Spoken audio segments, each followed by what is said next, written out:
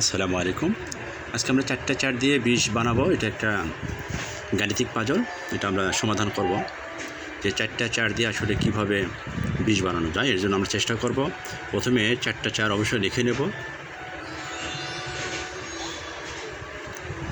হ্যাঁ, 4টা 4 আমরা লিখে নিয়েছি।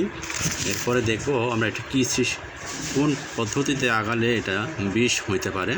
তো আমরা প্রথমে এখানে একটা ভাগ অপারেশন অ্যাড করব। এরপরে এখানে একটা ব্র্যাকেট যোগ করব। এরপরে আমরা এখানে একটা যোগ চিহ্ন দেব, এটাকে সেকেন্ড ব্র্যাকেটের ভিতরে আটকায় নেব। এরপরে এখানে একটা আমরা গুণ চিহ্ন বসাই দেবো। এখন আমরা এটা সমাধান করব, দেখি সমাধান হয় কিনা। 4 গুণন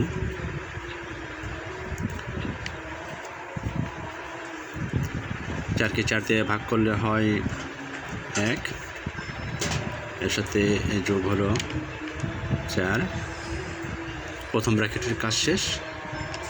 এরপরে আমরা এটাকে গুণ করব, সেকেন্ড ব্র্যাকেটের ভিতরে কাজ।